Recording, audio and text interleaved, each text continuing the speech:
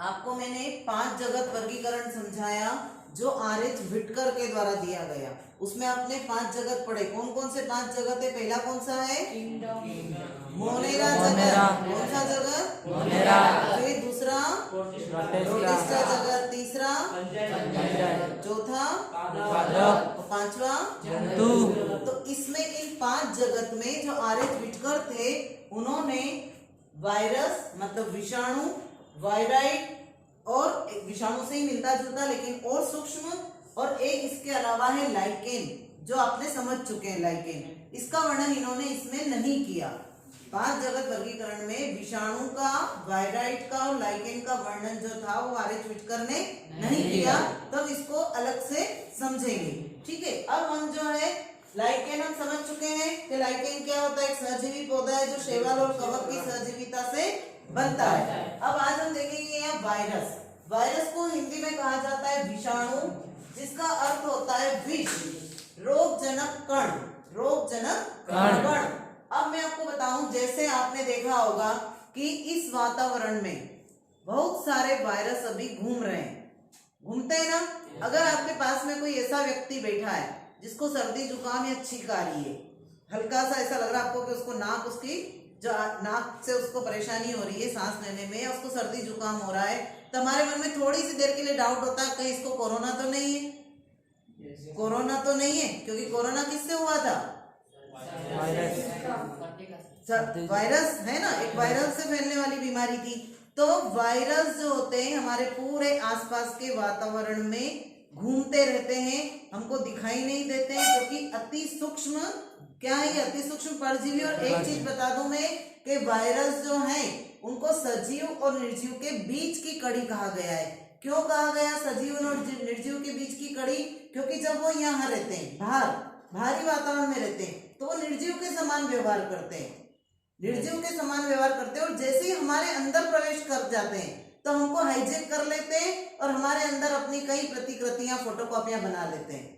बात समझ में आ रहा है कि बाहर है तो निर्जीव है, जैसे ही अंदर पहुंचे सजीवों में, चाहे वो पौधों में जाए, चाहे जंतुओं में जाए, चाहे मनुष्यों में जाए, जैसे ही उनकी बॉडी में जाते हैं वहां पे जाने के बाद में क्या करेंगे, कोशिकाओं को हाईजेक कर लेंगे और वहां जाके और अपनी जैसी बहुत सारी कॉपियां बना लेते हैं। इसलिए वायरल इन्फेक्शन बहुत जल्दी बढ़ता है ना।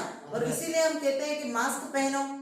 मास्क पहनने से क्या होता है, वायरस एक से दूसरे में नहीं पहुंचते हैं। तो सर्दी जुकाम में भी क्या होता है, सभ्यता क्या कहती है, मैनर्स क्या कहते हैं कि यदि हमको छींक आती है तो हमको दूसरी तरफ मुंह करके मुंह पे हाथ रख के छींकना चाहिए, खांसना चाहिए, क्योंकि ये इन्फेक्शन एक दूसरे से फैलता है। तो बात करेंगे वायरस की, विषाणु, जिसकी खोज सबसे पहले किसने की थी? इवानोवास्की ने। तंबाकू के उसमें देखा था मोज़ेक वायरस जो है ना। तो अब इसके लक्षण हम देखेंगे। अकोशिकीय होते हैं, अकोशिकीय, सजीव और निर्जीव के बीच की कड़ी। बाहर रहेंगे तो निर्जीव, सजीव के शरीर में पहुंच गए तो सजीव, दोनों तरह से व्यवहार करते हैं ये। आनुवंशिक पदार्थ, इनमें डीएनए या आरएनए होता है। आपने पढ़ा होगा कि न्यूक्लियक अम्ल 2 प्रकार के होते हैं, डीएनए और आरएनए, डीऑक्सीराइबोन्यूक्लिक एसिड और राइबोन्यूक्लिक एसिड। तो जो विषाणु होते हैं उनमें आनुवंशिक पदार्थ या तो डीएनए होता है या आरएनए होता है। तो आपको ये ध्यान रखना है कि विषाणु जो होते हैं वो 3 प्रकार के होते हैं, पादप विषाणु, जंतु विषाणु और एक जीवाणु भोजी विषाणु, जिसको इंग्लिश में कहते हैं बैक्टीरियोफेज। बहुत इंपॉर्टेंट है तीनों प्रकार। अब आप देखेंगे पादप विषाणु।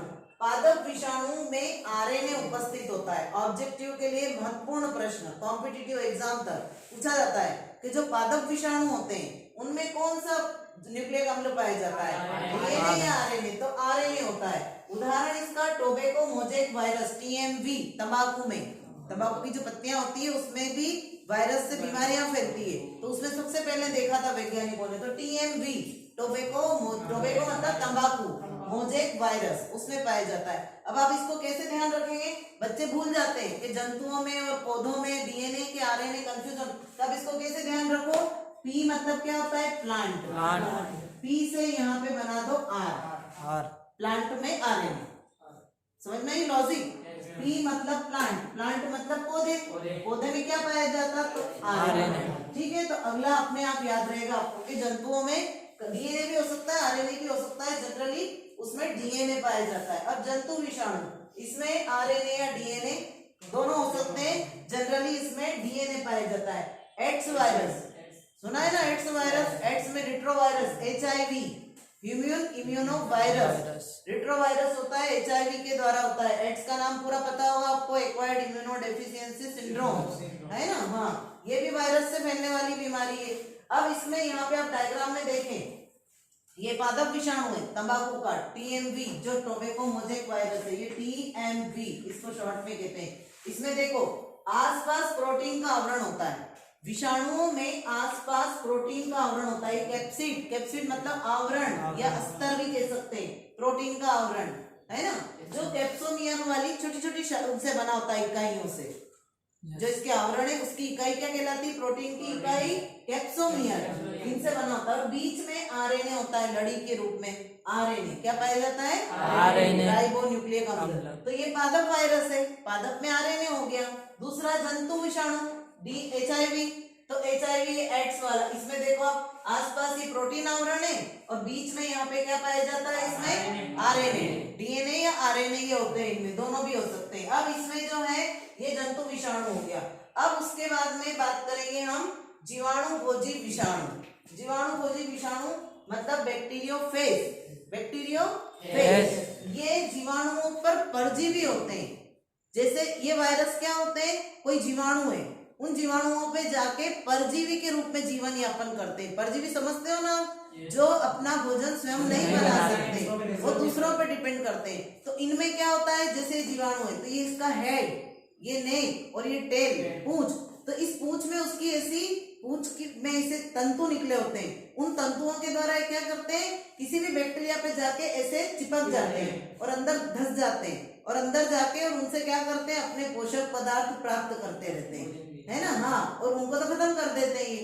तो यहाँ देखो आप, ये यहाँ पे चित्र दिया है, इसमें चित्र में देखो आप, ऊपर दिख रहा है शीर्ष, क्या है ये, कॉलर, कॉलर मतलब ये नेक, है ना, और नीचे वाला जो है ये तंतु पुच्छ, मतलब इसके पुच्छ कोशिकाएं, टेल, जिनके कारण ये किसी दूसरे उस पे जाकर क्या करते हैं, परजीवी के रूप में जीवन यापन करते हैं। तो ये विषाणु जीवाणुओं पर परजीवी होते हैं। कहाँ होते हैं, क्वेश्चन में क्या आता है, जीवाणुओं पर जो परजीवी के रूप में जीवन यापन करते हैं उन्हें क्या कहते हैं, जीवाणु भोजी या बैक्टीरियोफेज। इनकी संरचना कैसी होती है, टेडपोल के समान। टेडपोल लार्वा होता है मेढक का, तो वो जो लार्वा होता है उसमें वही हेड, नेक, टेल तीनों दिखाई देती है, ऐसा ही दिखता है वो, है ना। तो टेडपोल के समान संरचना होती है। फिर रोग होते हैं विषाणुओं के द्वारा। हमने सुना होगा कि बुखार हुआ, क्या हुआ, वायरल फीवर हो गया। सर्दी जुकाम का ऐसे हुआ, वायरल से हुआ, वायरस से होता है। तो हमको विषाणु के नाम से डर लगने लगता है कि अरे कोरोना में भी क्या हुआ, कोरोना वायरस, है ना। तो ये देखो, मनुष्यों में चेचक, हर्पीस, सर्दी जुकाम, बुखार, इन्फ्लुएंजा, इस तरह की बीमारियां होती है। पौधों में मोज़ेक बनना, पत्तियों का मुड़ना, पीला होना, पौधे का बौना होना। आपने अपने घरों में, जब आपके घरों में खेती करते हैं तो देखा होगा कभी पत्तियां पीली पड़ जाती है, कभी उनमें दाग धब्बे हो जाते हैं। नींबू में आपने देखा होगा साइट्रस कैंकर रोग होता है, काले काले धब्बे हो जाते हैं, है ना। आलू में हो जाता है, किसी की पत्तियां पूरी मुड़ जाती है, किसी की पीली पड़ जाती है। तो ये सब विषाणुओं के द्वारा रोग होता है। किसके द्वारा, विषाणु। मोज़ेक मतलब दाने बनना, दाने दाने दाने। फिर जंतुओं में, कुत्तों में रेबीज रोग होता है ना। फिर उसके बाद में पशुओं में फुट एंड माउथ होता है, वो सड़ जाते हैं, ये नाखून और ये सड़ जाते हैं उनमें, फुट पका, मुंह पका भी बोलते हैं उनको। और ये वाले रोग जो होते हैं ना, पूरे नाखून उनके सड़ जाते हैं, घाव बन जाते हैं, तो ये इनमें होता है। अब इनका उपयोग ऐसा नहीं कि हमारे लिए, जैसे हम कहते हैं कि जीवाणु, जीवाणुओं के लिए भी है कि जीवाणु हमारे मित्र और शत्रु दोनों है। जीवाणु हमारे मित्र और शत्रु दोनों है। जैसे कुछ जीवाणु हमारी आंत में पाए जाते हैं, इश्चरिया कोलाई, वो हमारे लिए बहुत लाभदायक होते हैं। ऐसे ही दूध को दही में परिवर्तित करने वाला लैक्टोबैसिलस लैक्टाई जीवाणु बहुत उपयोगी, इसलिए तो हम दही खाते हैं। बीमार होते हैं, डॉक्टर क्यों कहते हैं दही खिचड़ी खाओ, है ना। तो दही में जो जीवाणु, वो हमारे लिए प्रोबायोटिक का बहुत महत्वपूर्ण काम करता है, तो इसलिए ये भी हमारे लिए उपयोगी। कैसे, अवांछित नील हरित शैवालों को साफ करते हैं।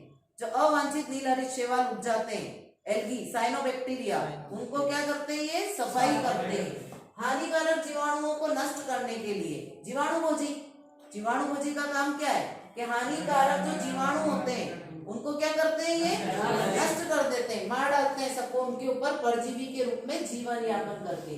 अब उसके बाद आता है, हमने देख लिया वायरस, अब हम देखेंगे वायराइड। लाइकेन आप देख चुके हो पहले। वायराइड क्या है? इसकी खोज की थी थियोडोर डाइनर ने। वायराइड का मतलब है वायरस से भी छोटा और बिल्कुल नग्न, खुला, जिसमें कोई प्रोटीन का आवरण नहीं होता है, प्रोटीन का आवरण नहीं होता है, और उसमें कम अणुभार वाला नग्न आरएनए होता है, बहुत कम वेट वाला, है ना, बहुत कम न्यूक्लियोटाइड वाला, बहुत कम अणुभार वाला आरएनए पाया जाता है, वो भी नग्न खुला आरएनए होता है। पौधों की कोशिकाओं में पाए जाने वाला अति सूक्ष्म परजीवी है। वायराइड केवल पौधों में पाया जाता है। किसमें पाया जाता है? पौधों में। वायरस तो सब में बीमारी फैलाते हैं, मनुष्यों में भी, जंतुओं में भी, पौधों में। वायराइड केवल किसमें फैलाता है? पौधों में पाया जाने वाला है अति सूक्ष्म परजीवी।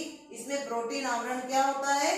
अनुपस्थित होता है। अब इसके द्वारा पौधों में जो रोग होते हैं उनमें से टमाटर में, आलू में महत्वपूर्ण रोग का नाम है potato spindle tumour. Potato spindle tumour objective में आता है, इसका चित्र बताऊंगी मैं आपको। देखो, ये पोटैटो स्पिंडल ट्यूमर है। इस पोटैटो स्पिंडल ट्यूमर में आप देखो, इसमें आपको आलू दिख रहे होंगे। स्पिंडल मतलब तरकू रूपी हो गए वो। आलू कैसे होते हैं? गोल या ओवल आकर के होते हैं। ये बिल्कुल ऐसे लंबे हो गए, स्पिंडल शेप में दिख रहे हैं आपको। और इनमें आंखें भी ऐसी दिखने लगती है, उभर के बहुत ज्यादा गड्ढे दिखाई दे रहे होंगे आपको, है ना। तो ये इस रोग के, इसके कारण होता है, वायराइड के कारण होने वाली बीमारी है, जिसको हम कहते हैं पोटैटो स्पिंडल ट्यूमर। पोटैटो मतलब आलू, ट्यूबर मतलब क्या होता है? एक प्रकार का कंद, है ना, गठान जो होती है, और स्पिंडल मतलब तरकू रूपी, है ना। तो तरकू रूपी जो है इनके शेप बन जाते हैं।